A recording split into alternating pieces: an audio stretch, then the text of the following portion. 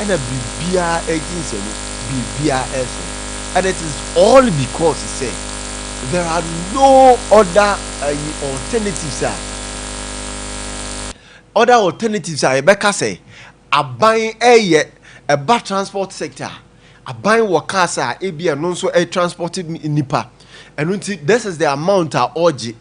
Now say a buying a dianokra ageland nanso ye papa a condition room or did this said amount.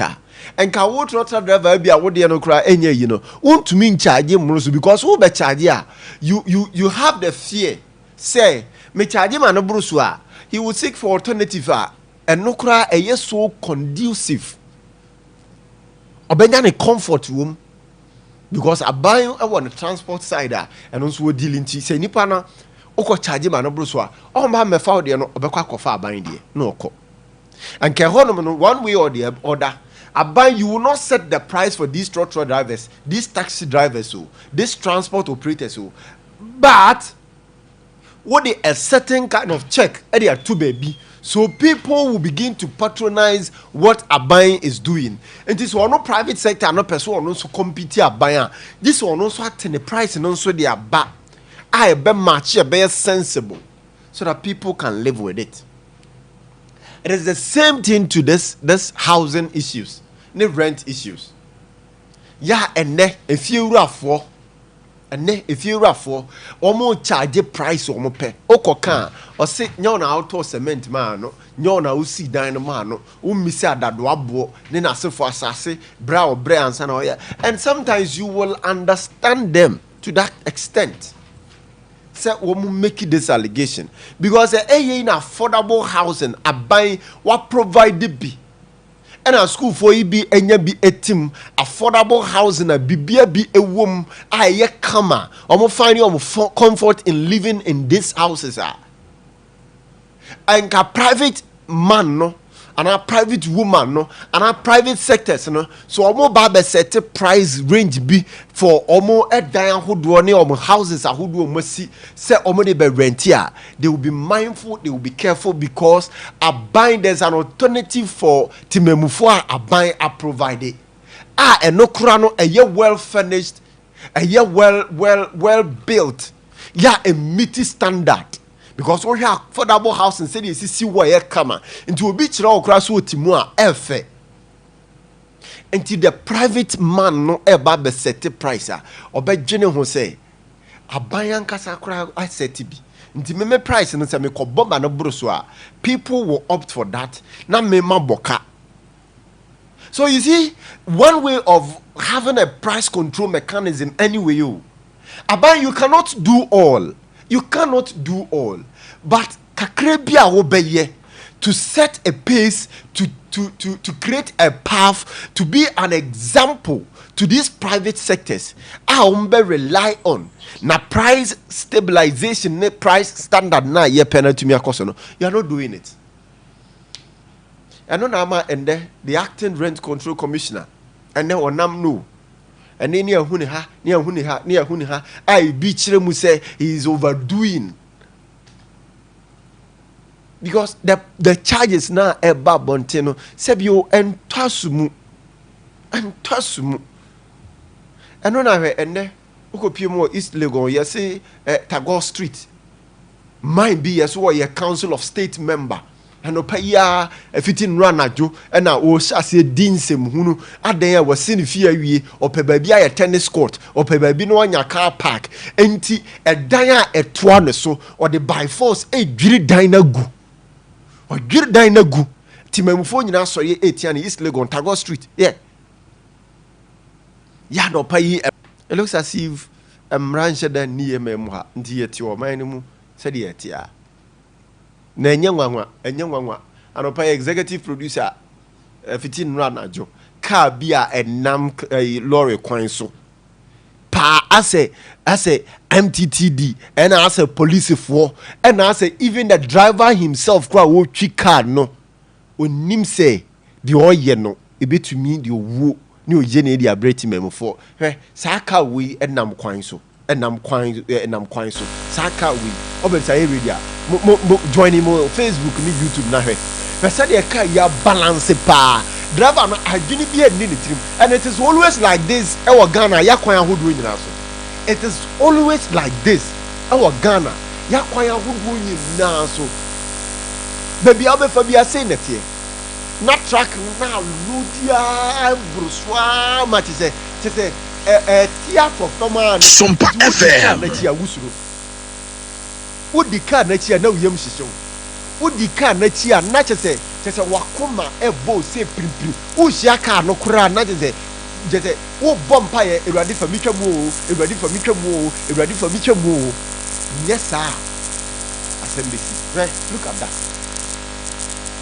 and what they call wey obekwa akoto posifo ama posifo age bi abeye 50 100 nenka ase sa na posifo tie bada nkoma ahodo aye tete no won nchen no sa na eka me aye say aye say wey obekwa akoto posi ni wo kwan so no ma wa kakra bi no ma na twam no okọ no posit threat life threatening ayi di ama timemufo e di matimemufo hwe ka o join me on Facebook na what think komo na ye di na se na wan me ka se ni ha mani na aka wo dey join Facebook na YouTube na hwe asem na make no Sompa 93.1 live join na hwe ka me say the wallo di ama na broka no so na akosora ma fe etie gu fam enti ye ni loading standard bi the bus aka si ana cars na loading near ma the fire kwan ahodo so no enti ye ni standard bi still of so dey ako still he taka we or the fire kwan so or the nam better na kwan no kran sentem enti we be say photo skip to bi one load ya mana bro so amana mimenti no we say okofamu a we say na ho bu kakra na crack na ekọ na crack na ekọ na crack na ekọ no say ye kwan na be ya banka meanwhile yem measures bi a ye de be take care of sa na mai. What do you sound no join me Facebook na tea na hwe obehu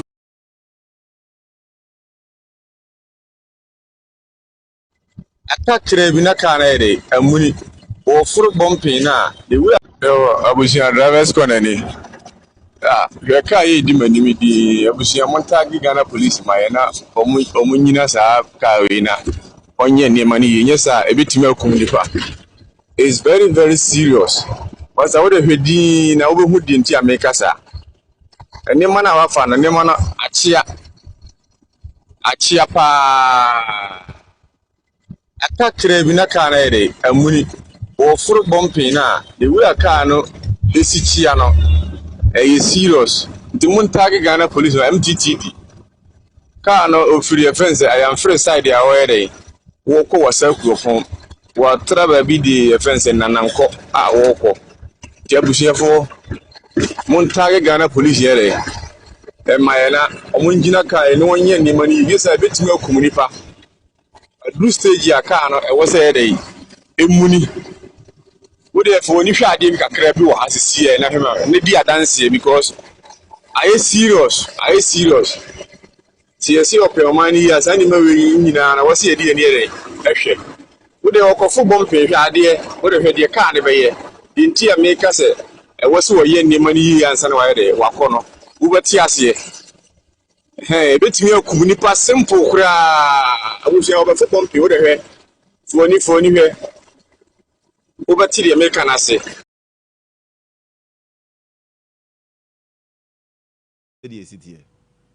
and once I no parliament no be shaze no make I say Ghana no your leaders na kwakoye emergency thinkers afi me chiro mu wi abeti ase onim say aka we ai nam kwan no so a load say na ayema etiagu etiatofem no ai bitumi akunipa no maka no nkoso a na afi di obe say ka bi fa nchen na nioma na dwiri na dane na gu no so sei na kunipa obe say okunipa wi afi we will have empenifo mbeba abonten afi di o me set standard say we ka we ka bi ka A ka C a ulodi a lodi mane nrusei en lodi mane mrusei me pa cho wo de se wutie me na me boa ka kire me se me boa say ode ma sa aka si bi dako enko so ye ne enema no tingu fom na nku nipa na emmoamoa ka bi na che say enko so heavy traffic na nku nipa obo nsa fe de ye mpanifo ye mpanifo be ba bonten abeka se fitin neko afi de ka we load we na betumi afa ka we wuntumi mfa load we ka we u load ni o ma na manunuru sei e mane muru sei. So these measures will come at a time obi ahwere ne busuani, obi ahwere ne ba, obi ahwere ne kunu, obi ahwere ne yere, obi ahwere ne papa, obi ahwere ne mame, obi ahwere ne dehia bi. Sa time no na obehu say Ghana ye take measures. And I come here say sa na akwakoye wo ye memo ha. Gisa nipa wu, gisa wo ye ne asi. Ansana ye mpanifo ne akandifo hu no say e wo so mutu anamo bi. Eba sa ye misa ye ho say what kind of akandifo ne mpanifo pa ne ye wo mo e wo memo ha yi. What kind of akandifo ne mpanifo ne ye wo mo memo ha yi. Now what kind of a juma pan wo ye so wo de boye ho ban timemufo se wo de bo na timemufo asetena ne ya namuntu ne dada ye koye ba no ebe ye easy at least kopem se bia nipa na yebeka se oh we die nyame aton safre na na se ne bra na aso no okọ da bia se be se mpedifo mo mfa nche me ye wu kwase ye wu wa bra enye nipa no fort bon se no wa wu no okọ. Na obi negligence nti na obi awu na okọ heka we pa nam ye kwan so aden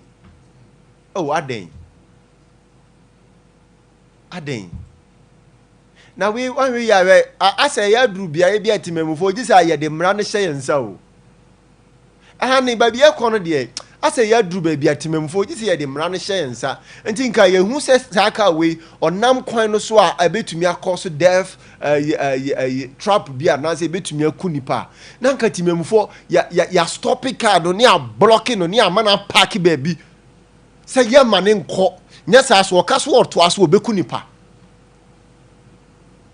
yes ebe twempanifo na dwene asi enema so no mahunu se said na bibi koso wo baby a yenhunu yennim ana ya buru ya ni aguso yada wo ho enti is and nobody can tell me this morning say I am inciting a timemufo.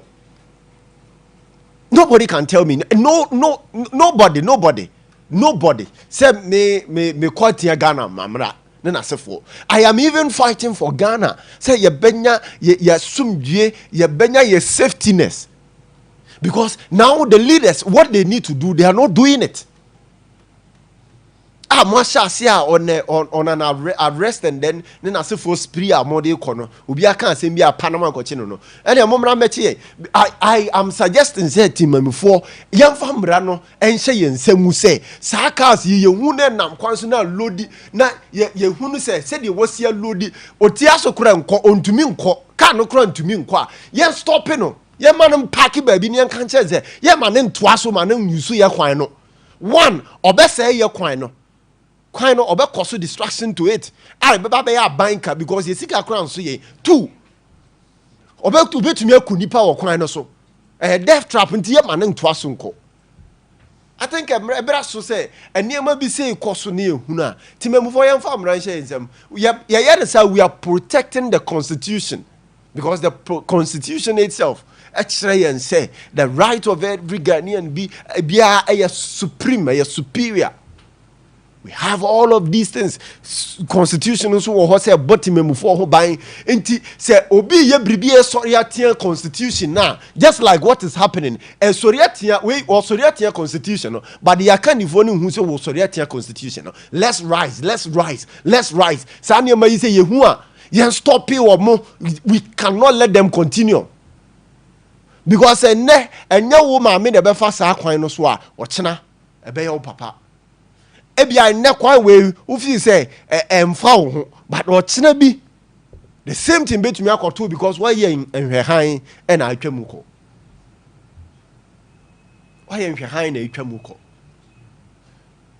This is the time odabia meka, this is the time Ghanaians we have to wake up. This one, nobody is inciting anyone against anybody, baby.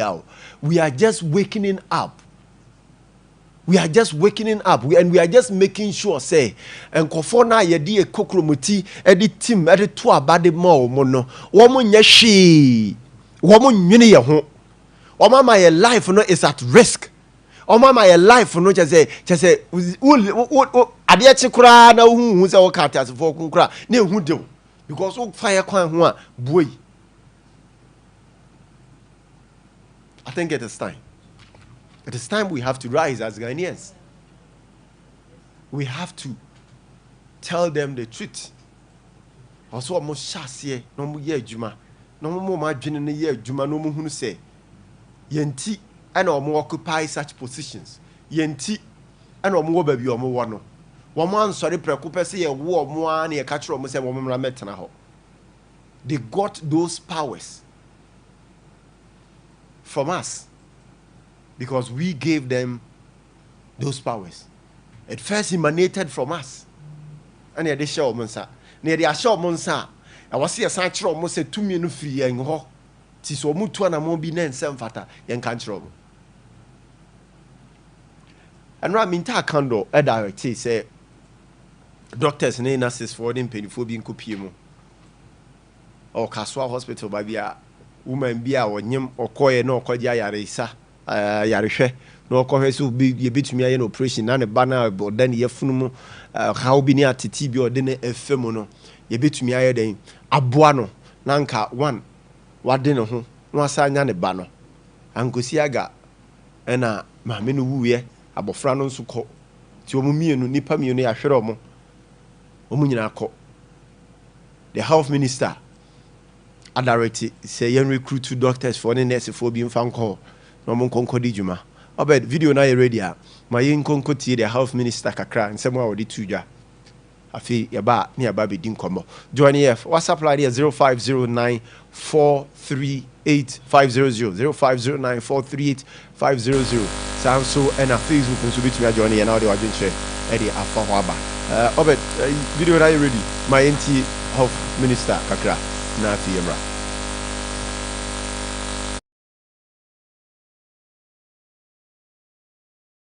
System. No, the main one is being done. We are targeting 16,000 for this year. That's the main one.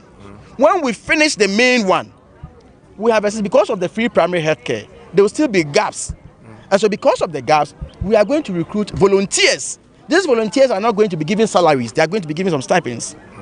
So we will take these volunteers from the health professionals who have completed and they are at home.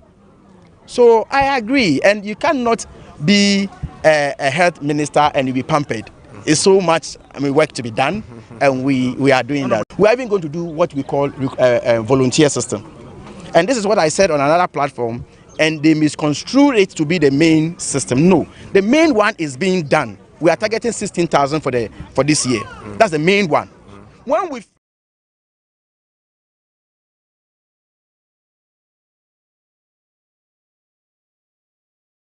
so volunteer systems we the Oma firm and we has to do with we trying so hard now in the direction be now or the my yet to me abosai no ama what a honum, but that is what we are all hoping. So far as your schools no that's all now school for you that's so eco school nati memfo so one near Dawson. Nastila that's what district ahodoɔ that's what miami ahodoɔ wɔn need access to health facility no they will get no wɔn nya nso a wɔsi nya ɛyɛ kind of saying a nurse for ne doctors for a wɔn bɛkɔ ɛhɔnom na wɔn atumi akɔboa na ayarehwɛ ayaresa atumi akɔ so atumi agyina ne nan so atumi ayɛ supreme because anya saa ɛbɛ ha adwene. And of course, and rather the health ministry and so the crata the ababon thing. One day crata the ababon thing. Yeah, one much nipa my form 2020 badge, 2019 badge, then I say for. And also one the ababon thing. Ebe di home come. Now my uncle, but me a crata or the babon thing and ra. Yeah, or the two caution the amount buying the name. say yansa tumi aka na fi yedi ho komo kakra ba enra na baumia ade sakrata ne ba bontin no chiri mu say aban ya oteso nei onya very careful about enema ne na mo bi a otutu because say owa be munti officials activists of the New Patriotic Party arrested on left and right. Ti obi supposed to be na say nya aban no da obehu say entem so ne akwa akosoa no yakwa akodoa no ne na akwa kopiem police station. Obeti ya remande no. Obeti ya man bail see. Obeti ya chin sa na nkwa nkosi aga. And to me, sa arrest dodo na ye no. I thought they be wo ho entasumu. Sometimes we can call these nkofo who make this allegation to just appear, ask them questions. If we are release you to prove to them, say whatever you are saying, no, the system, the security, the country is monitoring you. So if you are putting anything out, it should be accurate. It should be well verified. It should be fact checked. Me who said the other babontino and ye be keke. The public shouldn't be misinformed, and you shouldn't disinform the public. But see a case near twaso, near see we are can we abetino, we are ye we abetino, we are ye we abetina, and twasumu. And twasumu, nyansa be nim. Sa arrest baby be na ye koso ani arrest a man for no. And twasumu nyansa be nim. Because I'm not trying to equalize or justify anything. Not at all. Not at all. But I thought that precedent actually I didn't see to say dear wo ye no e bone. Because now obi ye no o friend say ye bone. Nti wo nso dear wo ye no e bone. Ye nyina ye wo krom ha. We have key figures. Ya no mo frɛ Ghana ye Supreme Court so mo ye unanimous FC. And what can unanimous FC a what as here? Just so mo nyina time bia benkro. And it's an insult to our judges. Maybe yanya daje amye bie saa ensem no mu at that time antiasie. It was a big insult to the judges of the Supreme Court of the highest land. It was an insult. Unanimous FC. So you are one way or the other saying say woman nwene. Mo ka we nyina fa mu hudie. Obi ameche mo. So because a judge be a political judge. Ne bone kese pa na de mi bisa. Because if you are not,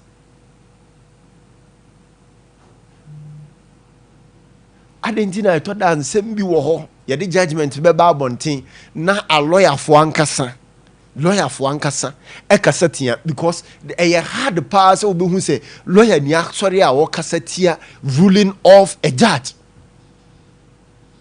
sa profession no wo mu bu omo ho papa wo mu di nidie de ma wo makandifo ni wo mu penifo say me ye lawyer na say Barbara nso ye lawyer na se Barbara di kambe ye lawyer ansa na me ba be ye waserve wo ba honum e chemi ansa na me ba me di nidie kase ba no wo mon toto na se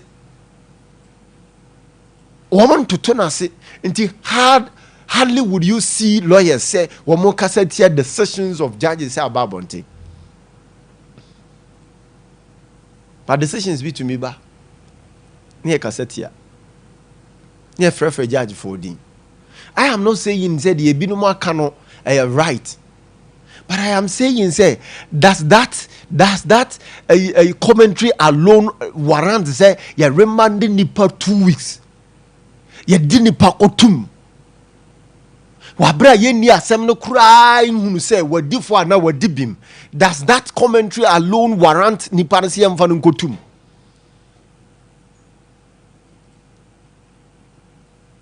I asem na mi bisa. Mommy and you. Ye chasabi. Then run me to walk, Jimmy say the doing of this politician. No, yeah, almost shut down now. He be almost shut down 2 and a moon be normally a kata, bonibio mood so that Sana Mono will become the talk of the day, the talk of town. Na bonino mood did see no, na ya antia no, na no aqua dead dia na saying because they know say Omutu and a moon we are. It will catch the attention and it will catch the voices of Ghanaians. Na the omo ya normally a film near Huana. Is that the case? Is that the case? And when akwa so omo so who say, oh, ye per politics do ntino. So omo nya 2 and more bia ye the politics be bata ho. Ye be na NDC ni MPP sem ntino. Asem no say the city ne ye nka na sa. Tina omo so time bia no mo de aba. No mo de afam ne na musa. We have to be very careful. Very, very careful. And I'm more you too as of mine. And when I read letters, releases from the opposition party in Sua, and my more, and my cry more, I didn't think American sir, because my releases name my letters are who do you know modi ba bontin chere say woman so ba sa no woman so ba beye nti se nipa no wadi boni oni boni enam se enra bi utu anamo bi a esefata we no se won so watu anamo na se ensem fata kra se ye chiwa ye be chiw because ye party and aba power because yen ne wotumi. So they are not thinking about your mamra no say enu ne yedi ba be gina so na fei obi di boni a na famra no so na mmom ye ba be gina de wo ye atwamu no so na ye nso ye de atu anamon throwing the constitution no ni ato de akoto baby nti akoye say ye mumra no nti obi e kasa o mumra because emra nya adwuma when you have power, but if you don't have power, that is what is happening. We are arresting these people because we have power. It is not because the laws are working. It is not because the laws are effective and existing efficiently. It is not because of that. It is because there's power. Power belongs to a certain group, and so they are using that power to do whatsoever they want to do. If Senkamraya Juma, Kamenya sure say we would be experiencing what we are experiencing. And Menya sure also say and releases from opposition party will sound political like they are sounding. And I don't think that utterances and commentaries from political parties who do more opposition in Asifo will sound the way they are sounding. Are you not worried? Say the cost and any ana. Are you not disturbed or troubled in any way? Say the cost ni ana. Say commentaries are who do be a eba bonting, releases are who do be a eba bonting is gearing towards political power. Say when you anya sa power ne pe obetumi e de mrana ye de bia obetumi abon left and right. Are you not worried? Because if you are a lawyer this morning, I'm asking you this question. Why are you not questioning some of these things? Why are these learned people not rising up and speaking against a niyama bi emfa kwemu? Because the whole thing China when him say a lawyer now and among we are ebia simesi obentia tu aban we tu and tosumu and namni kwemu. Why don't you talk? Why don't you come out and explain to us what the laws says and what it means? And anamu mu to know the adverse reactions of it. I didn't see that sir. It's very worrying and sickening. The politics say BBL. The politics say BBL. Yanimra Hosono. Near the politics are queer. One more Yesuan democracy, Yesuan politics are few of Monomono. Ukopio was an or the politics in here. San or didn't say Munudi didn't cause a semo. All right. Kwame atrasi ma min ko banachi. Kwame machi. Yeah, yeah. Abom ti say. Yeah, kopon adom na say. Oba de ada Roma so me ho ye papa. Efie nso ye. Nyame adom efie boko. Na twedi amponya kopon. No kwasem. Mate. Obeni? Obeni. Ade akye biem. Enanso ye fiada. Bojaye. There's a lot that is happening. Na wabubo bebre so. Kwame, one of the places me worried. Health. And aside health, IA and then Chamber of Mines and so koma omudie. Now I am happy say anopay information on the task force omusu juma omudie when it comes to arrest or mako arrested drivers omu charge fees to me is illegal. Fees are any legal omu eji ukrom han.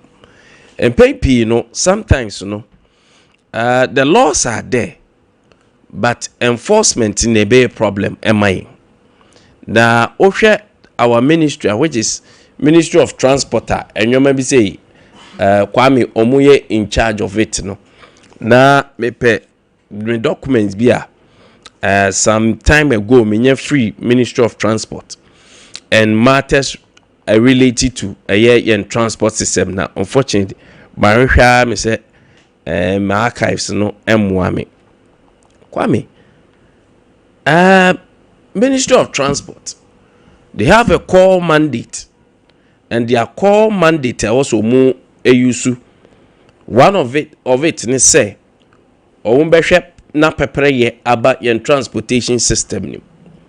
And our transport system is not only a car and nam kwan sonkwa. Sa ministry na ne cover efa ye wiem shen ene yen railways. Currently we have a railways company hodma ye tianko foka without the function of any railway system. Ye need proper railway system but we are still paying people. People are taking salary. And just some time ago, omu decided so mu baba beye demonstration. Na omu actually buying said there are certain incentives square so omunya. I was like, wow, it is they are right, because Kwame ufo bi adwuma na adwuma no ngu no na adwuma no what is required of him no it's the onus lies on you to also pay them. Say, what it means is either you sack them or you let them go home, or sometimes you explain the situation at hand to them. That the obit must stay, will stay. The only mean stay no. On one kasa advice anyhow, but you can't hold workers for a ransom. At the Ghana Railway Authority, sometimes I ask a kwanyo mufa so defa because now. The last time I used to race, na Osha and Kokrafo pa ni woman, they were people almost getting closer to their pension. And if we don't have a vision, say you better run the railway system, we still don't recruit for young and fresh blood to come into the company. Omuba bebre. Now at the end of the day, 3-6 months, their salary will not be coming. And I had their ministry, the clear vision of a Ministry of Transport, because a transport and a bringing people and the world together. And you call Ministry of Transport on website, it says transport bring people and the world together in a global village where information has become the corporate currency, which creates a trustworthy picture of the world that is beyond our reach and direct experience. Ministry, and I say every transport system I work Ghana. That's saying yeah, but that dying. See the train ni biaba, my ye ni jeye a bose. But as it stands now, say train me who baby nam. A drew baby crano. Ya say ya ba be fat mini trains. Said ye one long bus, ye coastal bus, ye wo we no. Ye fat train set it no. aye so ane de kire enwum keteke nam daade so oreye cham cham. They are modern way of your railway system and also eba. And they said they are bringing a railway baako ayese. Eye mini bus eno a loadun tem eye mantem ekọ na abantem because of eye the seat ewoma enye bebre. Ti eno no eye kontem. Years ago we were told say the babenya trainer ebenam wiem. Enti ene onam ho ane nam wie ti say okọ South Africa ne other countries ohun bi oho and it was one of the things that we were all happy say at least modernization and development eba omanyimu no eba wiasen the global world no oman Ghana so adaptation you betima adapt some of these things, but unfortunately under the previous government it didn't see the light of the day. As it stands now some people are still at the court omu to say my honorable yakumfimo any omu keka ho. It is believed say sika wasn't care the train no wasem ya bene na mo se be den steady fa him ko si ha sika naka en sika ne sika kese sometimes na ya na attorney general to bia na madwane like kra said they are relevant cases we hold ban o si follow and now attention has been drawn na yakwa kwachi we ye china yakwa kwachi we to me is irrelevant and for so bia ni so say ye beka say obi say Dumso is back. I don't see the merit in this. And I say, obi say, and I don't catch you say obi give free, and win free. And for that matter, they are tagging you. Me, some of these things are feeble. And you near ma, and ya need your vision, and I see you need to do say what we want to see is heads should roll. You go 2 years, and Chenya got 3 years.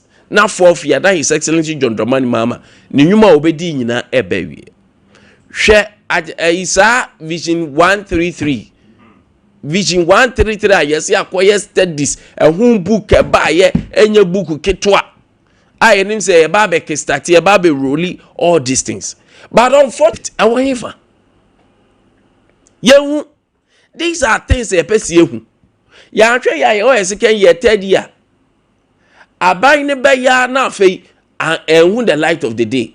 Now court said here some previous government so buy also be catch say job for the boys e benya adwuma ama afei kura de kofo be free other countries abeya adwuma John Boadum be kama Ghana 40 million da at the end of the 8 years adwuma no hin.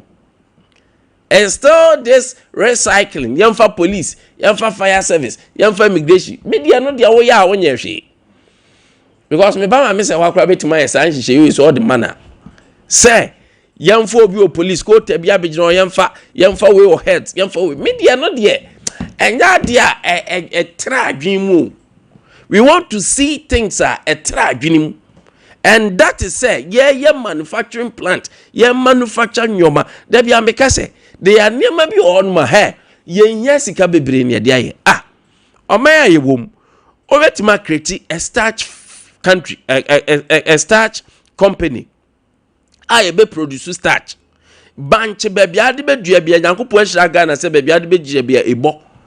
Kennedy or in Japan have been saying this over and over and over. Pharmaceutical companies ni nyina here something like bibia ye de banche produce it is a starch all over India. And near mind India one of the countries who produce a lot of you can say Eba Ghana hapa. And what are we gaining from India? Edian yadiko India inyamfa so. You want no ma be twa rosewood no m de ko. No ma ko manufacture no ma sa be charge. E den pa na so man ye pa say India for bre yenro but anso be bre yenro yanso ye industry produce bibia ye de be ma India for na yanso ye benya effects everywhere e be enrich a country. Emre bia people are taking us for granted. As of mind, we don't know the clear vision, the clear picture where we are going. And you know, people are focus here. Mafa health. Me buy nipa 105,000 ago. My befa 8,000. And look at where sometimes politicians are so bad. eba kwabena mita kando ka say so abefa 8,000 on specify o say bia eba ne ya fa nurses your backlog say ni go say na abeka ho ya fa nurses ebia 2 ya fa pharmacy for 2 ya fa pharmacists 2 ya fa lab technicians biochemists for ya fa 2 ya fa 2 no akani nyina bom say ya buy your backlog of nurses 105,000 ya fa health workers 8,000 enti aka somewhere around 2005 but it's not true okay kan mo ma form nyina biochemists one hwan nyina bom wi a na wakwoti every bibim no wabana look as a ban ba wo ye bibi but okonsenia ni a the backlog is still there every year on ebi ba be kan enti ye kwa ri asaba besi and we are not being truthful to ourselves Mrs. say ye be a lot of industries nan krof enkofo nya adwuma ya the attention a ejina nursing ni teacher training so na beba form. A lot of people call teacher training, a lot of people call nursing not because you calling, not because they love to, but a juma we your job is available. A juma we ya you say ye abani twin mutanya ye be on demonstration ye de da na fabi. That's the easiest way. And you to know be a battle or be ambassador or be innovative or be ambassador be stressing home because already scanning economy. And why not say you do 2,000 or 3,000 be now function? Then at least you have an average life. You have an average life going. But se kwam yet me set up industries. Now your starch plant. Far. Oh, akwadane kwa bosumi be or 6,000, 7,000. Do you think say obeko nursing obeji 2,000, 2,500, 3,000? That be. So we have to be innovative. Like Excellency John Dramani Mahama, that idea no dey by a man ko for so say one job 3 people 3 shift and adwuma ba ko nipa miensa na or the only thing that picture na anye clear Ghana for said Debia can we don't ask enough questions ye musa questions every home so if thank you musa questions and can yema bia ye bebusa ne say sa yema mu kan ye job no e wo he fa na job ni gina job no wo he job na so be many pa miensa ye no then we see say aban so oba be ra tomato factories are bie one district one factory MPP aban cha say waja bebre wo ngura mu no oba ye no wa ba beto aso because taxpayers money ebu a partnership there then so aban sika wo we caution some of them to be able to set up these businesses. Tomato factories here gu sem ba ku ya mu ye ya enu yesin ka eba be clay eba be bricks factory this factory ni na ejeje gu enwem e wo hefa. That is where ka was ye niko na ki ye hwe as a nation we should have a common goal and a common vision. Kwame ebeboa enkofo now because of time mama run it through IEA and then you can say Chamber of Mines kwase bodwa atam kurukuru ye kwhye ba bi ne nan ma bobɔ hodo ma ebi okra na wo bekodo e form timi nya bi ni ahohoro ho a then we came to the alluvia then we came to industrial mining. That is where we started with gold fields long time ago. Kwame media say empire mines are from the 10th century up to now. Kwame me one significant thing we can pinpoint from 1897 up to now. Ebeka say gold ana maya establishes adewi. Ghana has a problem. Sikan be kan nyina bom ni anwonwon ni aye we kakra ni adibia. But your clear vision say koko sika kwa ha. Ebi ni say sometime came a yes ye ba be ye cocoa rose. And unim say cocoa sika no. Ye de bi akwan ye de bi ye say gold o mun kire bibi potia ye beka say we a gold road we a gold factory sika ye nya free gold nim e den specifically ne de ye o come back say ba government chest na scan ya chiche ni na but we should have a clear vision bibia ye this sika bia ye resource bia ye we should see it. It should be of known to us. They should be accountable. Kwame, it will be deadly, and I agree with the Chamber of Mines. Say because ye the gold neighbor be man buying. Deadly and dangerous. How our way of handling government companies industries of aban from Nkrumah time, Rollins kura di bu katabe wura mu a na amanfo suro no ono kura time hwe industries obeto ye hwe di akwa akosi hwe factories a Rollins beto hwe di akwa akosi hwe kofo bases ye baaye hwe di akwa akosi saa time wo kura na VIP bases ne maaye and then compare the VIP bases to Vanef STC to Kofo bases and wura beho na say ya committee communication the MPP for communication papa yi anara komia ko ho ana o sha say so osakra niamem kakra and we saw the buses afei utimi plug o phone wom charge internet and kra ko say Kwame media yengo di de mesramo omunya ma investors then komo no baby en komo ne hye say ya beya proper dealings ye deals e be no enkoye say mre bia ye de e benya be 10%, 5%, 2%, but ye nya good deal because there are other countries okwa akofo mining na aban nya a lot of emphasis free so and to say ye de be ma aban there I disagree, but the situation ye de be ma investors, we shouldn't scare investors away from this country because o man bia be ya investing. Even the Saudi Arabians, the Dubai, more Arabian kids, more oil no crano. They allow people to come and invest in Saudi. And I'm a Saudi ayedi. And of course Saudi unya Apple unya these top and tadi companies see our honum. A investment in your digital clubia. We shouldn't scare investors away. But our negotiations as a minor has been poor. Since 1895, our negotiations, are poor. That is where was you striking the deal well. And yes, I say the Baba government said government. And then I just say, Kwame, thank you very much. Mamin kopi mo German so na fi na Roman father adru na se Roman father adru no Kwame o se oti ho na onsa na yititriti una yititriti o so da za anansi achew enya anansi yade ye friend numbness ana stroke nso na achew ana se honam yawo ene honam mre ene wo so diabetes and pressure the wo so all chronic diseases yade bia ye no kwanko a tete wo no de a Roman father drew no and I make come for the amawa no pay obo Roman father drew now say let's give God chance because nyame nam aduro no so na esa yade tu yade afri ni padua no emu okopie mu ewo eye pharmacy na drugstore bia wa Ghana ha won sabeka bi from 0247 919 122 0247 919 122 and 0552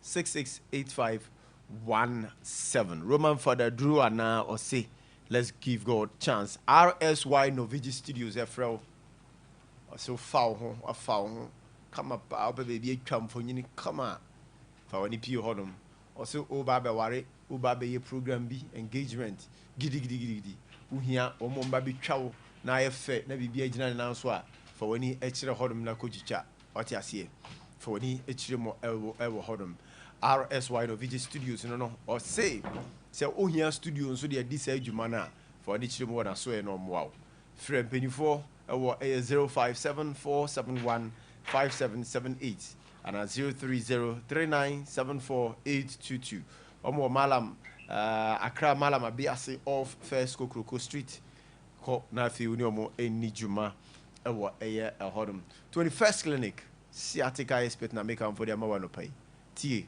sciatica expert o to ase ho na mre untumi mpegya wonsa untumi nya wo ho hwia 21st clinic na make am for the amawa no pay 21st clinic obeboa ma nante na wo so untumi nante because why mre untumi mpegya wonsa untumi nante chese untumi nkeka wo ho a for wani chire mo 21st clinic na enioma NCC ni ye emfa ma enioma nkoye emfa emma ewo eye ehonum enoti Kumasi ye wo hanom ahwa overseas junction near Alpha Radio Oboase council quarters Court Junction Accra ye wo ye honum aye di dwumane sunyane nso ye wo hon kranza techiman frey was 0249311311 and 0540311311 na woni mpanifo eni nkomo mame nkamfo enfa mawo say Kingdom Herbal Center omo the Kingdom Garlic capsules ne bitters e dia bro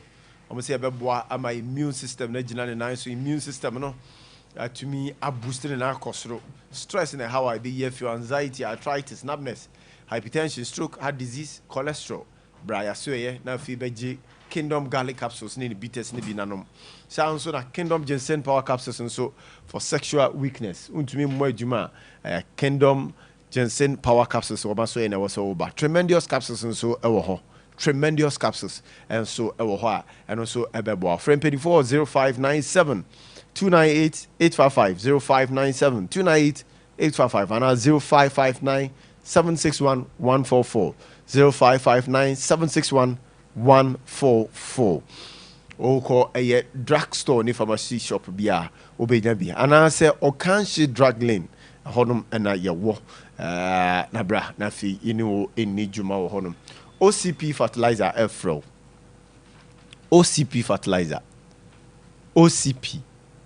OCP fertilizer. Me pacho for cereals and vegetables. Cereals and vegetables. OCP 15. And now say OCP 10. For legumes so the OCPS TSP. OCP TSP. And then also here. OCP fertilizer no. E be to me anya bi wo be bia Ghana fania be bia agrochemical shop bia. Ya be kwa kopiem no. Yebenya bi ewo Ghana fana baby a hanom fertilizer papa OCP Africa was committed to our continent yantemo na kope OCP fertilizer EB tago heba mixture nani den nyina me kasa na makasho me se we be ma mu ensi utrasi time dia sa o ma utini nkofem se ya asa wada de bia wada asa wo dwen da bi peja wuti ni hu se wafa plan awie na plan na 5 years we execute Mr. ma memma sem na nyina ne nan so kwa himfie ho so abo adwuma ni yie gina onan so kwa wo enyo hello hi daddy darling me emfro kwaku papa ajo papa ya papa da bi enye me bra kwaku da bi my emfro obrempon da bi my emfro sa bra Evans mpacho me emfro sa my emfro mi wura daddy babe do you makoma mutofe because e wabo ejuma and now I think as we chira oba na bema me pacho e yade en kase wo I think any we chira yade kope tago heba mixture ne capsules na numbi infections nso na how I himfie honum so babra e hoye nita onze bema na ba obeka onwane o oba obeka ti mama honum nya gentle ti babra se oni hawo babra se oni hawo ba obeka oti ase me pacho drugstore ni pharmacy shop bia benya bi friend 2402232286 obrempo trance from the side of the NPP and then or the aqua copy more the northern side of Ghana fugu and na Zambia for friend is no almost the blouse I see and then was send fugu pa the nature to so to me say yes I represent Africa and kasa e honum and I feel so yeah Evans from the side of the NDC also the gentle polo come up out me say we twiso ankasa also the atrase obren po ma che o ya mejo so you are fine o nya me dom so yala I love your outfit oh that's it I'm for pa also the nya bad I'm for pa so what is it you can also the nya bad that is all the no say oh o de say o de o kono for na me ja that we na asha ye boat to crime ba me wo look at you two do ye o crime fa asemo to unya bia ka shire me why na baby to pa Evans when I get here mache so my disappointed Evans oh so we are not breaking your my resigned Evans we are make asabi we are make asabi vim full vim pa yeah they come be away cover I'm sure what to say nyanko padum bibi ekoso boko say I started here you know your friends picking up nomination forms no your feel it bibi ekoso so on the 16th year na we just watching ana ebe close but ye say enrana community bi enam form say ombetimi extended the amaye odudu na na intimi ye dai enye ye kwaso abo mabaso na encourage o so obi a on fa phone bia no then so say constituency no efa team ana ye adwuma ana me am personal and so me will be team wo okay I know so ye adwuma eno kire ye ni so ade hunu ema constituency ni NDC party na se go nti so as incoming communication officer so mo team mo call round so mo bo bia I don't know intimidate MPP before officer mo dey arrested dey tete o mo sa mo mpese say asomewhere how mo anambu amamu na mu bu no se bibi nkoyi a mo mpese o meka sa biem mo mpese wo mo bebo guide mo amamu hu se mo fom ana nti na mo dey arrested tete o mo ade bedasi na azara meka bi ma me cham so panyi the general superintendent of the Civil Church of Ghana and also panyi Abraham Kwaku adusai na macha kwa bis NDC for Mponifonia regional minister Dr. Frank Makwene ntiano na lawyer Samuel Otu ono so ba national vice chairman for the NDC lawyer Samuel Otu okay obo aduma pa yi ba aduma tem ho no ma wonna ye finance committee no we chairman of Dano obo aduma bia ekoto kama na unu amedase obi ka de say ya na me ya say minim say is a police for na mabagana no is omo she NDC atade de ya mintimi nche we say arrest na ye no and I say chia ye che grofo no enye NDC for na echi si ye kan sa na je say ye divert attention na de akoba bi akoba buga ya police for na echi unia when we say be a regional minister akoso obi pa echi de ne ko bi da e bi si da enti wo ka say be a ye hunhun omo ye intimidate omo minua yi we say e ba abam ya che na bozo obi ache koso obi ache no e bi say sika chama utumi kodi ye wa ni bi so ati ati e o say it has not been proven. Yes, it is alleged. So ye mfa bi ato no so ye man sika bi aso onkodo abrufu no sika no de fa ba bi etu oto no so madwo no obi ache no obi aha no eti say a police for ni hunu say oh enuma bi won ma akoyie eti uni abra na be chechi mu a boni be ne wo boni bi nim eti uni zo ni fo a ana say wunya boni bi a ko kan wasem o kan wasem na wo say ye de ko court a ye de wagina mra nim utimi defend hu ye ni hu say bibia emo ho a you are free to go obi anfa ho so eti aya no munya say ana NDC for ana NDC for say mo ko ne sa dia ana ni e be yi records nyina be to o ana ni e say ba be kabi say mo so mo time na ni MPP for so mo chiche ye nkrofo but me en fa nko ho mo me en fa sa anya dey o mo chiche mo ntina mo so mo chiche o mo ana tabi okay me nka say o mo chiye yi o man chiye yi enti we a police for na ye o mo dwuma na records be na o be pull no oh so mo ma ho kwan dia say your friend say ya na ye chi o mo dia ye say be hu say na apia stadium mo ye say o mo na chi o mo said the me bisa na o ka say David and one na say kai David zaminka o na o say so what I say me nka say before be chi ye apia stadium me na mbo ni di apia me na mbo ni di ba be say say me tra nka say apia stadium one before na chi no so what I say and I know the ko yi nika ana chi ne your friends o nua bra na be cheche hu nsemu okoy na okoy cheche mu no abibia kosi yen say end of the day see eja so it dey before say ya ba ban mu ni ehun ni say oh contract bi won ma bra na be chim give up Dr. friend say honorable Kofijima say ona na da no yes ni o mo bi ko so ankoyie unu ya bra na be chechim boni ene boni bia unu zo ni boni a uko anvie na ze udi bi ma uko nyina na ma mo ba ti kaka because say unu say case dey dey ya wasem ye de ko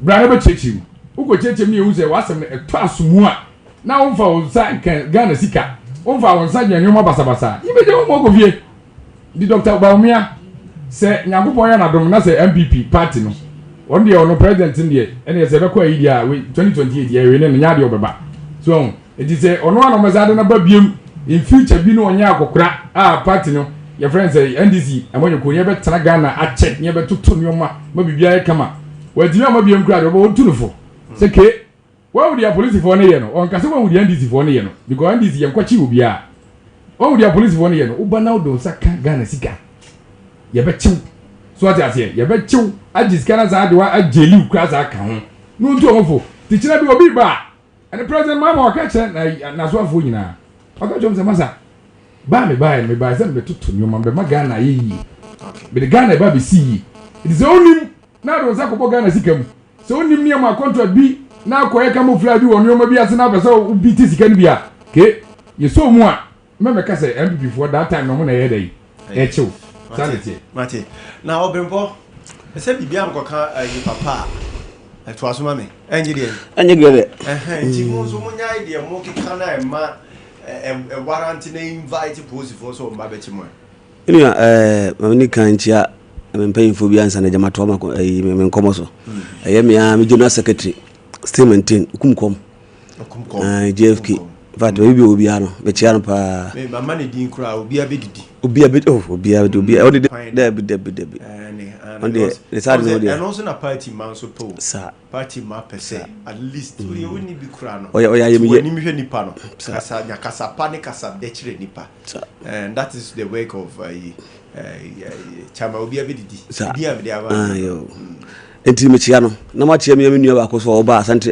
regional youth organizer feni poop also me nua bo ateme chia na pa na ma chia me nua nkansa bebiu do no feni acid also oba asante regional youth organizer and na me nua DKM so oba asante regional organizer DKM also me chia na pa na afi me de lawyer bonsu chiretwie. Oh, okay. Also we friend also you kumkum no bia. Also we friend. Me apa ayo. Chichi Yes. Also ba assistant secretary. Oh. Oh, one day. E be chere ni monyam. Na eja kuka so chama kuka ono so me chia na bibia obia. Me nua ka se NDC for omongochi obia na emu ba police for. Ebo ni ka me. Utie see obi no bi nya asa na see ko case dey chi na bojo obi ba ko ka se won wa chi na na so ka se police for na chi no on ka se won a chi no we ka se me na ma call report enti ya chi no ntu no wa chi no to wa me ya chi me enti obi no woni ma me ka se NDC for na echichi wodi ase se woni ma me ka se NDC for police for so woto ho ma wo sori ya wo se me ko chi obi o ko so ko chi obi na bibi na ya ya koso obi no bi kun doko ofie menua na so obi nko ye case ayi ko che no police for gas ntokwa ko so ofie nti ba bechi doko ndokwa no what be da menua de kana kore e bi si da ise for obi akore kwa case se we ye bia we ya bomi na we ya mi sei aka me etimi nsa na ko che no enti menua ni ma me ka che the police se NDC for na echeche okay na dan tama na MPP wo so a ne bia de na eche na na won ka say police de na mo ka say police for na echeche no ojina habo appear stadium di mean is intimidation no etu be try nche what does say because em preso masani man nkoso biem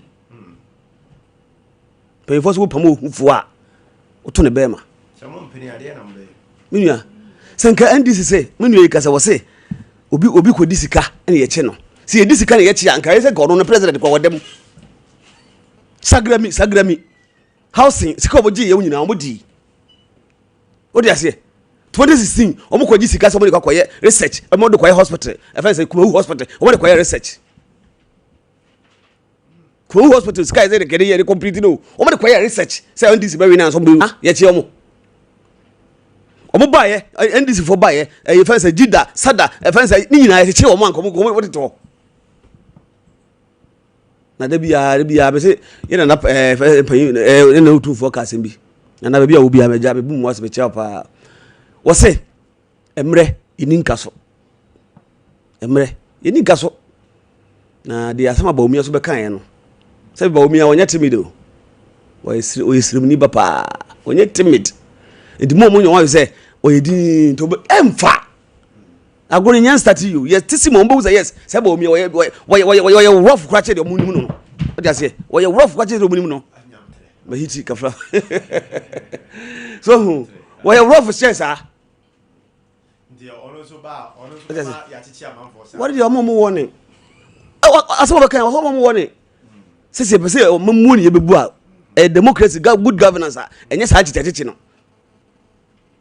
So be a catch, be a catch, Timino, or be say, Doomso is back, Tiachano. Ah, now Doomso am I back? Doomso am I? See, I hope I'm correct. Book message, see, be a triba, see, no lighter. Doomso am I?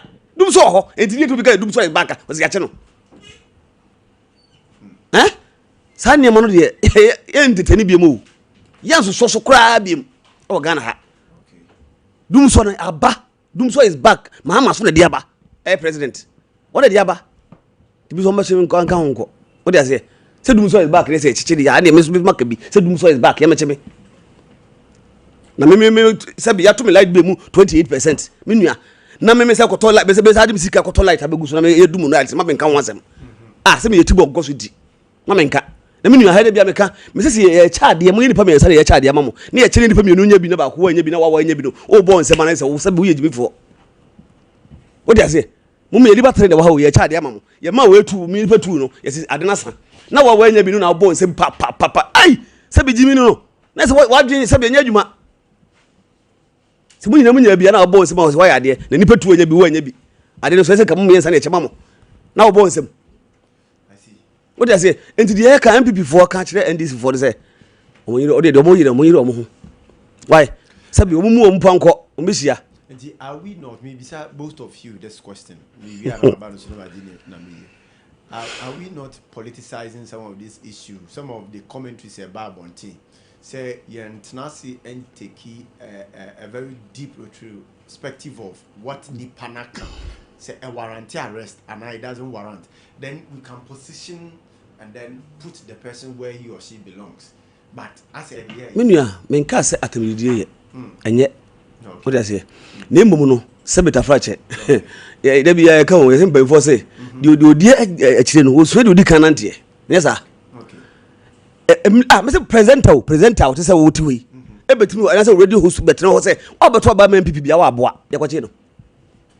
Sebe ni mpanyfo ni atitiru ni entim fo to aba man pipi. Anso bia gya na man fa na ho di. Wo dey say. Eno nche say nipa na nkentimi nche no. Anso hu hia.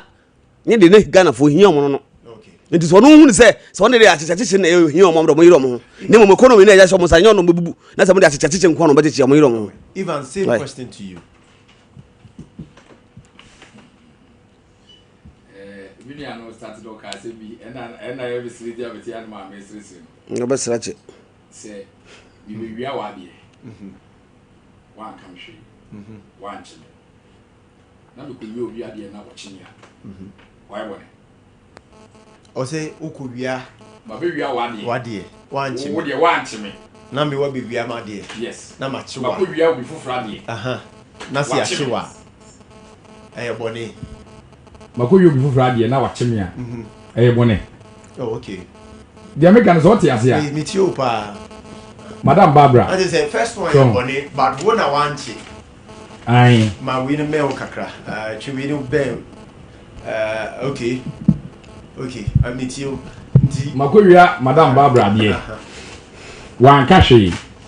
But what be wia ma de? Watch me. Me dey macho. Why boni? Oh, Debbie.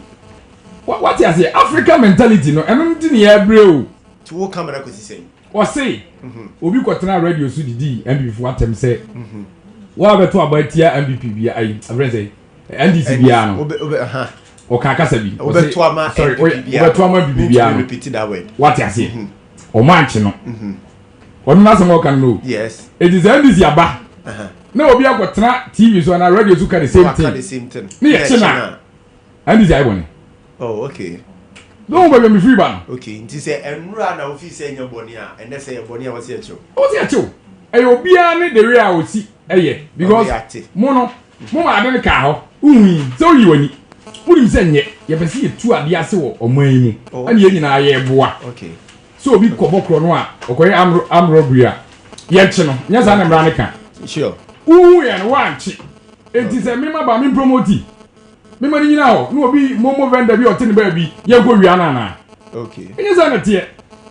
So what you say? Enti nya say bia ye no politics. There be Yeah, can also say, oh, so Abia, your friend is say, cocoa board. Your cocoa board see you like Randy Abbey. Yes. Now, what who say? Now, Kufado, every cocoa, your cocoa na kosi awa for 7 years. Mentias ye. It me buy was some him. Now me hear no. Abia me hu bra boat tin bia o tin ba bi na me say bra boat was say krata bia krata no enim. Ye hu ba bi fi.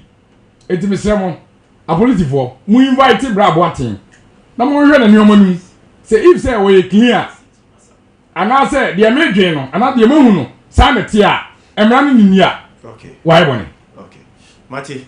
My main fault message back me no ye ntwam na fe ento aso we free Philip Kwabre Kasim. I say good morning. NDC government are incompetent, and God bless you all for my daughter's wishes. Okay, I didn't believe in the one. Greetings to my daughter from Paul Mansuecha, Felix, and my mother Auntie Mary of Jennings so Filippo. They are Ade Abba. I don't know. Smith, Vifa also here with the fire emoji now to teacher constitution. You are say. Also, the actions of JDM and the NDC show their main focus is on the opposition, not the people. Instead of delivering on the 24-hour economy and jobs for the youth, they are busy silencing critics. Cocoa farmers are suffering while the government looks away. Greetings to Honorable Mavis in Cancer, Body, Asante Mine Coca, and Mr. Owusu Bempa in Shiayeso NPP Chairman.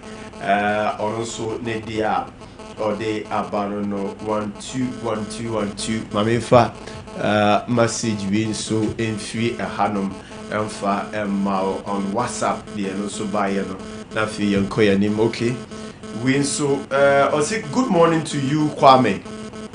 The two major political parties are just insensitive to the plight of Ghanaians.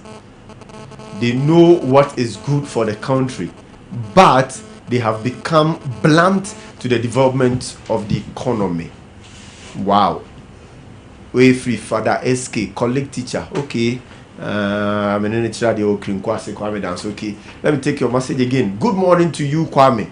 The two major political parties are just insensitive to the plight of Ghanaians. They know what is good for the country, but they have become blunt to the development of the economy. Father SK from Kumasi, Kenya say, and also Nedia or the Abanono. We so if we 121212, also from Golden Boy, Anas Mampontin. Good morning. The Create Loot and Share Party NPP, they are still struggling for power, and they have forgotten that they have no men, and yet NPP MPs tend to cocoa farmers by force. They are not happy in Parliament House. Why? Because they are small minority group in the Parliament House. Their messages to Ghanaians is missing. What they are doing is cooking up a sea is in cocoa farm. Yes. Greetings to Chamai Nana Akwesi and Chamai. Okay. Very well. Who message in so Ode Abanono. Let me check this one. 1212. We say hi, please. My name is Enam. Oh, okay. So Enam, this is your message. They mean to me, Kai. I'll refer it to kind of say some penny pane some pound come for so that they'll deal with that. Okay. Mate, Mama Samra na also say a friend Bella also share your life. Bella, your special good morning. Also share life. So the word they are about him. Okay, Obrepon, my name is Shasim Van View. And then your minds, you know, would you agree? Say you're nationalizing on, and I be say, yeah, you know, you're financial investors and because say nationalizing on that, they are buying there and check. I don't know who's on faso and China didn't know good and China don't know. That is a Edioka as a break or my Ghana and President Mahama are recusing him from the cabinet and council of state decision on Damai issues take over from Nimia recusing him. Your take on that? President Mama do be na sebe the Ghana for adwin di agoro say no who no akizu ye no o akizu free mu say wa exemption ho free say meeting no what on ka dey de obey na why dem awie enti ode o free worm no e ka dey no dama mans no me nua me ba dama mans no dama nua what tamade de ma nua wie na wo so dey free worm dey kwesi say e dey na besa wo dey ka Dubai say what you free mu no ntino afi the mines dey because say for Ibrahim Mama bi mana said the decision will be independent. Now we independent. That be we independent. The mama said man no. Me nua. Obi to be ebe dey ade. We the 2 days. 2 days say dey ade man no. Saturday Sunday you ka ho. Oh, me nua ye go grobo o. Obi the Friday na say Monday dey man na. We oh, wan asem so na yesu eken. What dey say? Edi dey wo ye dey come on ye ensem ye hu hia. What I say? I didn't know you were from. We know from say. I do you were from say. Conflict of interest. Now the conflict of interest. Yeah, na simple high and say can. Okay. What I say? What I didn't know you. Say the all corner back, all free so kwa. What the first say you know boss side the money. The same thing here. I say the whole Ghana there. Ibrahim Mama Kwana qualify with be say BDB or qualify. According to your mama no. What I say? According to your mama, just be do Ghana Biano. Your mama, say, Ibrahim Mama Kwan, and all qualifications will be qualify. Put them on you, owes them to 1 free my day, see any day. Ghana for dinner, yeah. No Ghana for Sebi, a hurry about a new go, yes, run a written ghost runner. One trim, no telling the woman that the won't be a winning opera. What can you know what them number you be catch a Ghana for? What I say? What can you make you know my area to overwhelm when you already ever can you know with him? So you know free mo do mbeka ho nyina decision mu take nyina wonim dada you don't trust the Bia or decision no on your influence bia also decision mo take awie dada make country o mo take awie no mo beka she ngofo kwa e de we no emfaso bia ni so be fi o tram on koso ko tram na de oyim say e Ghana fo nyina de Ghana ni bia ni say bahima fa say ho ma de ma ni nua fa say mines na ma ni nua no wo de ade ma onua wo so nua nkwa na qualify Ghana ho bia ntimi qualify bi mpa from Ibrahim Mama edi you know from my day on term no be Ghana for say am pa ba no tim bi we nya de bi obi no from nua e ba gold na o say fan say ayi for am say ayi for na be kan asem say me de me hu say galamse asem na say gold asem no ya me pese me kan ho asem bibire because of the gold na ayi ensase na yensuo no me nua ya na me nim when you because wona kohwe say gold no muntu transuo muntu mfasuo mu a say nipa no kwa na compromise no asakwa ba na ya boro so wo da say e say operation ifo ya mko yi stop galam stop for ne ho for o manyi be say ukohu bi fie ne e bia kai so mo dem a menua obi kwa president we demand anchibu sa ne ma we tira wanya no wow wo da say saa de say o say nkofu bi elikutu omo for say blue water gas nua e bia to gas e bia to no hu aye be sew enso na ka tua 1000 pe o enso car wato no e buru be yi 30,000 no dem ndi say pa no enye compromise na bia no te djuma ga so koye no onye no okoye dis kan hire na ai na adwena sesa entimi de me no gold sam de ka me nko a ka ban no state of emergency one for to gold sab kra so na e metena ho nka ho asem foforo ne engine tumu ne hu ba bia de ne engine tumu na fa hu ba bia de fa okay because the ko no o man na ne yesa ne ko no o man na ne yesa no se wontu kwana tikuma se ya mu ze no ano no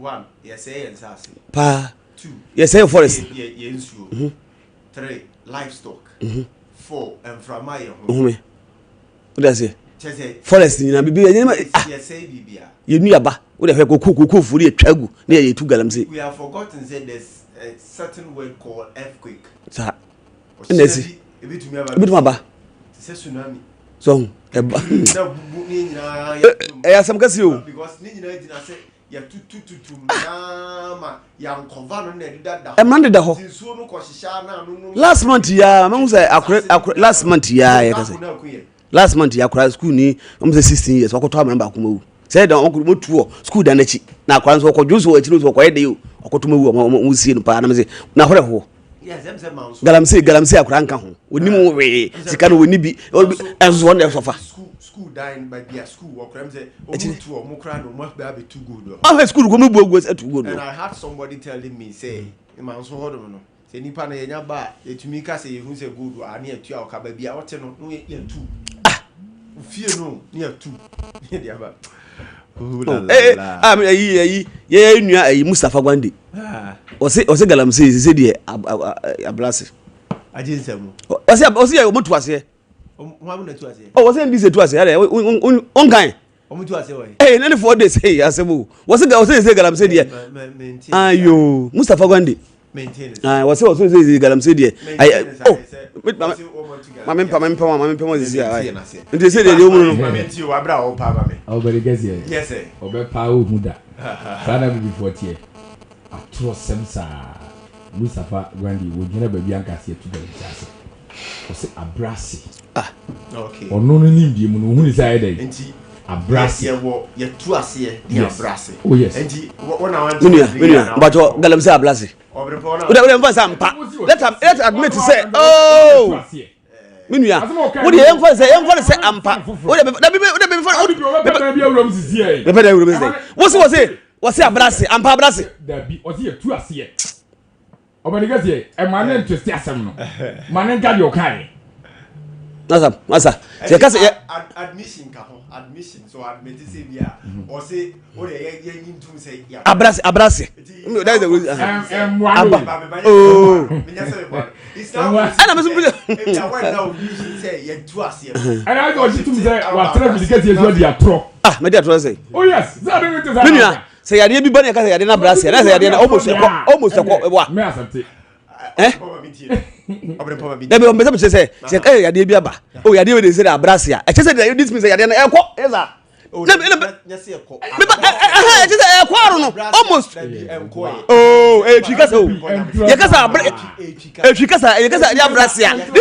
almost airport. Relax. Say, Casa Bibia Brasia. The rate at which said you sit here, and this I it did them, and this I be a buffon. Yes, I am back. But I am back. Sanity. And it's a question we have to context. If I meet you, it's master. Say, on your opportunity now, money as a obro, and then cast out in the Kenyan, or bread, they say, on court, not on comb. What pretty walk on your news are, and doors. I'm not sure idea. EMP, Ibrahim Mama, the contract was started time by 2024 March. The MPP are buying, and I say MPP are going to call him say Ibrahim Mama not credible. When you beer or sepata, Sebi, say was he a day, say contract no, and I say ye demand one. Open the case here. I go meet you, Nasen. I can't go meet you. So, but the most man here credible. Oh, you beer. Your man chance ewo Ghana hanmo a obetimi aboa ma oman no akoyie because of na ho fama ne machines ne your friend say the experience a wonti ye the man a obetimi ayedai aye enti kura na mudi kan market no asa na ndi se modjoko ne yedai ba abanu mo magina to mawie na ye ne tie akire no tie so ye be o se ye ne krata semu e wo say okay ye nuanu am before ji ni to mu dia Eddie, yen shouldn't get a movie at Saji Tuno, Majituno, a no crack. Obetuma Yadumano. And a Yamiadum, and a Bibia Kosokam. President, or you be a on per conflict of interest, or per transparency, or per proper accountability. Was it Mr. Emilia? Mental movie. Mongona Mongosia. Now follow due process now, a Bemagana of Wajim or two, and your confidence will move. We're ground one or protected the integrity of the cabinet. Because President Kotrem Yaga do jai. Omne Mahama ne koshia on your kaya na omujitum na bibia koe. Was my twin who film. Because of Ghana for me, person Ghana for who say. And your conflict of interest in Tina me me buy. And I know Kojina Simpieso Kasai. So te ya or say. Omuzan question be say President. Eti this for amanyu koi. Eti galam say omunya biana. Was it mean to me na anka send this for. Empany phone bi enya galam see. Okay. Da ya ebi. Na na kufu adu Kojina Simpieso. Aye botama untumi din say akonta mine for. Omu tu galam say omu say oman japade oman forest. Oka say. Was it untumi nya hwe akonta mine omu nya hwe bibianzi. Okle omu. and not say the incompetent MPP among you. So could it not also be because of the available information to him then? It's in the managing so they can't ask him because if the president of the states of the republic Becca said now what is available to him briefings are there man no be so they are and the man incompetent. Some of you general manager or down yet what the letters need people be able oh my you want to find one you follow up the level of incompetent manager and way. We are penia now that they are not yet the bread one. Oh, where the your friends and human resources where they about to okay, be alright. No, person will be money you pay. I was so fetchly. Every year we say, BBI day, course, come. Eddie, sir, His Excellency, I will say, Nini, come home. Eddie, I was so already. Oh, ye BBI, come, or chilling who feel. Never phones a debby. On pay, I didn't form a busia. On didn't inform Linia. No more any question on Kabi. Because when I would anybody to me say anybody are credible, you make me the side contract night day. Amano. You make my side transition night day. I go through.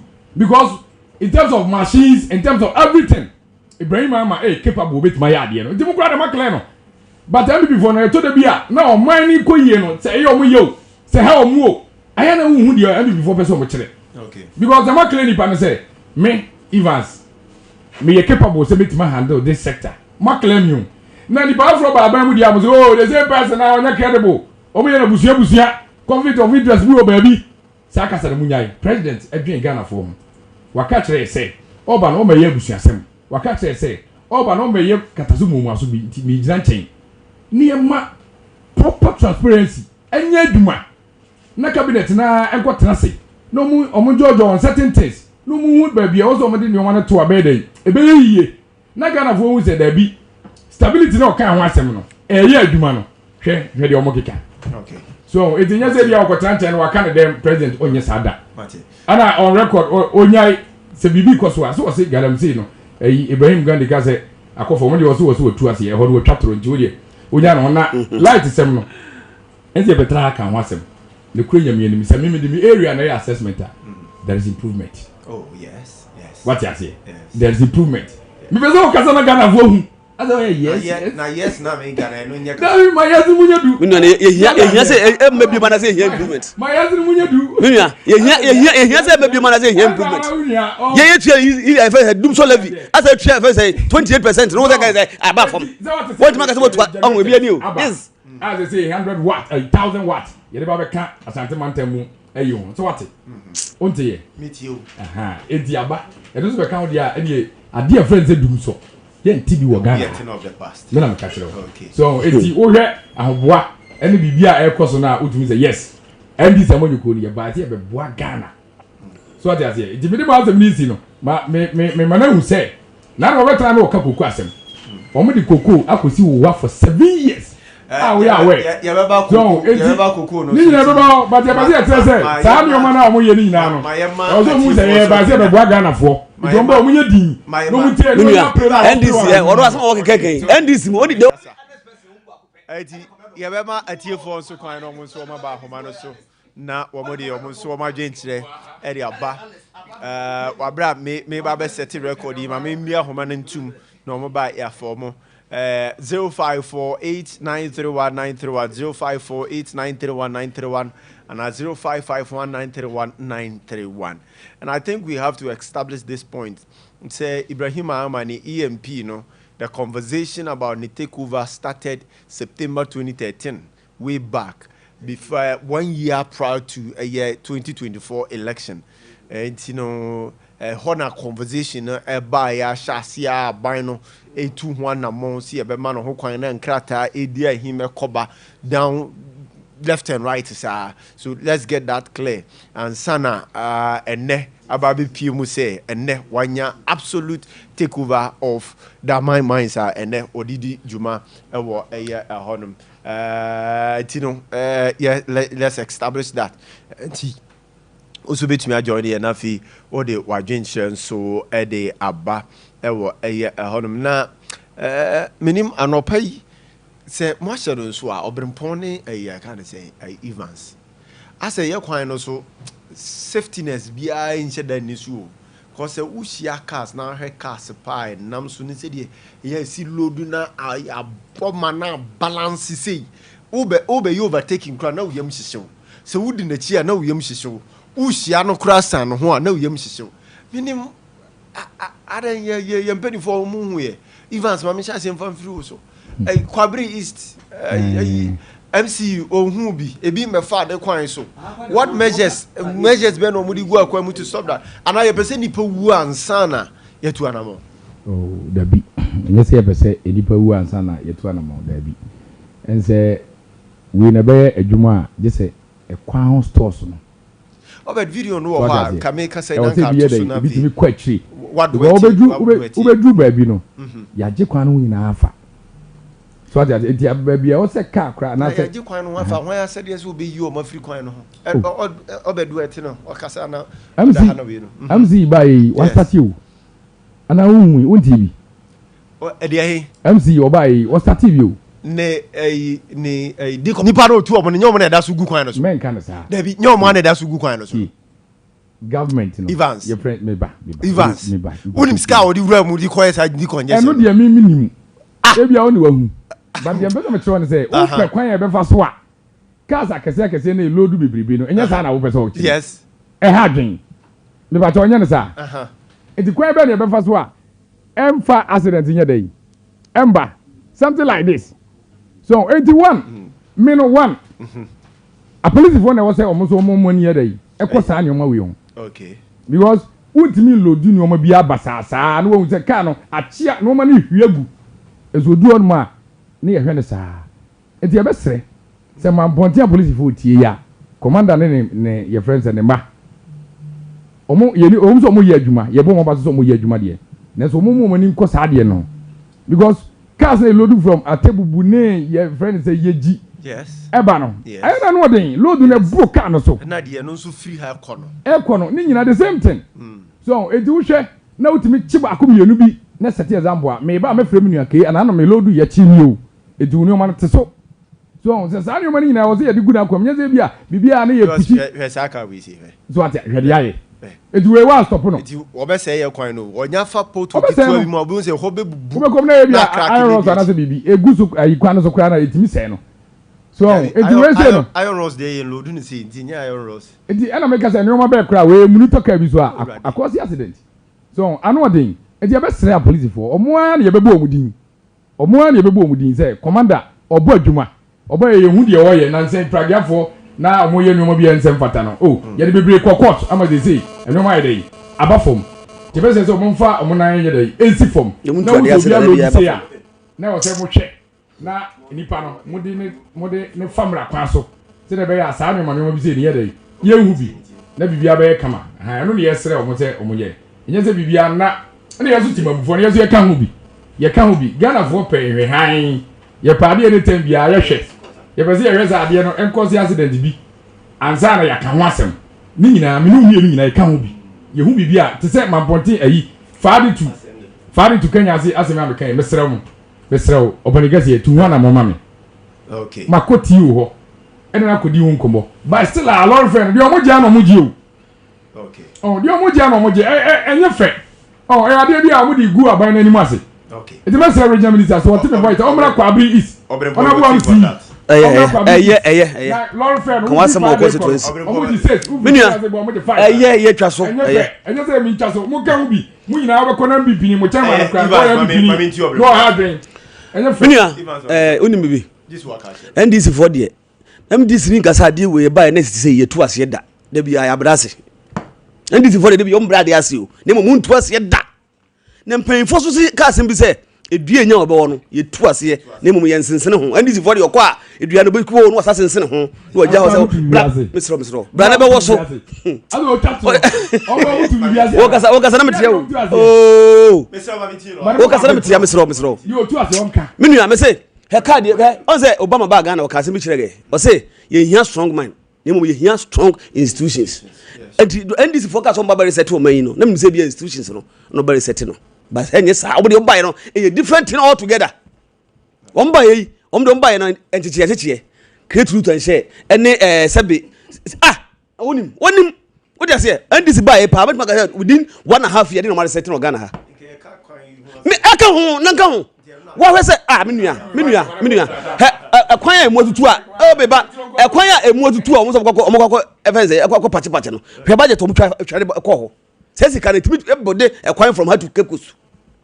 Siko de koye ayo potholes no o ko party kwan mu no e kwan aye bia be ha tutu kakaya ya papa no etimi ha $36 billion me boa etie this dey enye wo be ye we ehu papa what dey say dey be say aban say wontu wana mo no onya chichachichi no on for the ho de ne kwa ha no onya chichachichi mama koye birthdays na we see from we have 3 minutes left now we are signing out na sports for no aba be take you over or hodom ti obrempon na ate ne kaso ode na no AC from the see no Evans so from the side of the NDC what in and say happy birthday no yemfa enbremu emfa momo Obed say why you ready let's start with it now fi yonko yenim 10 times so here bre no adranisa so happy birthday to you Nanama Mo at Samra Boy Tigari Krum from Charity Mensa and or extending a heartfelt wishes to you. Say this day may it be glorious and may you find new ways you will achieve more in this your life. Happy birthday to you. Next one, a happy birthday to Jaden and Braden. Jaden and Braden, may God protect you with more wisdom from your mom, Miss Asheli Comfort.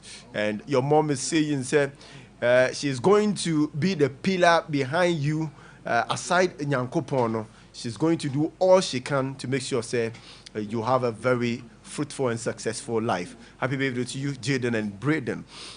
And happy, glorious birthday to Dickness Mariam Mensah, area women's leader of the Church of Pentecost, Dunkwao area. All your children wishes you well from Ethel. Okay, happy birthday to Collins Akwamwa Boatin, a staff of DVLA Bechim office.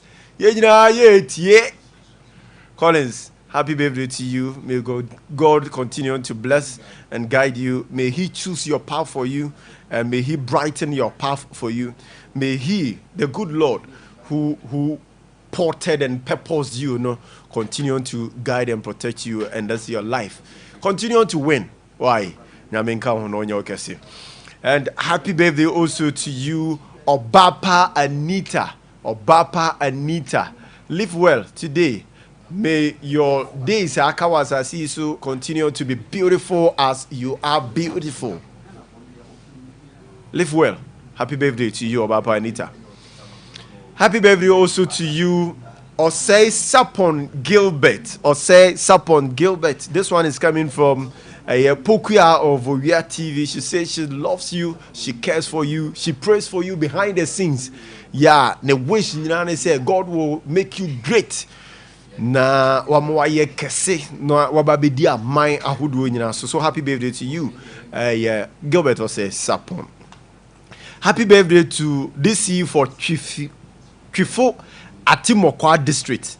Twifo Atimokwa district. Honorable Isaac Yawson.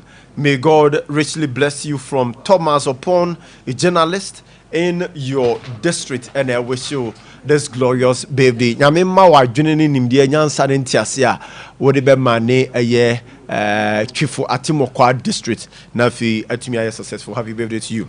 Happy birthday also goes to you, Reverend Father Daniel Opoku Mensah Ochery. Chineyelu family wishes you happy birthday, and all the members of St. John of the Cross Catholic Church Chronom and Omunyina say asafo no nyina de akoma kro adwene kro e we show happy birthday no omo bompa say nyame be koso ama wadwene ne nyansa ne ntiase a wo de be bo asafo no na fi wapeja nyame asafo no amana kona nim. So happy birthday to you.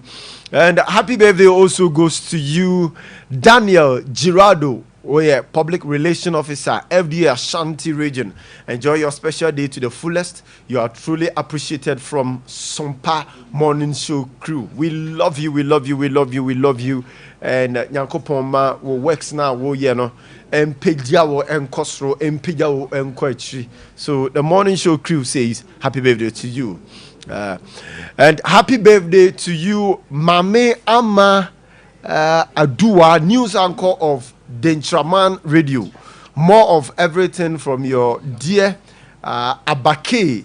Abake say, Mami, na me enti na nim nchiro no ma han ento so wawade ani wajuma wo ye no ompeja wo no oma wo nko wanim. Happy birthday to you.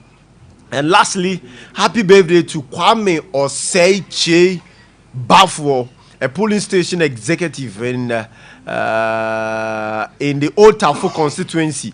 May God bless you with his greatness and prosperity. From Frank Frederick Dankwa. So, Chebafo, may the Lord enlighten your path. May this smile never fade. May you continue to shine. Be you. Happy birthday to you. On this note, thank you very much for being a part of the show by way of voice and SMS. Executive producer who directed the show was Barbara Nanaya Frames, popularly called Nanaya Frames. I don't know, on a director show, no, and Obed and Ponsa, and so the Akwaho Martin Tada. So thank you very much, Obed and Rabia Tunso about backing support Kakra de Mano. You heard Obrimpom from the side of the NPP and Evans from the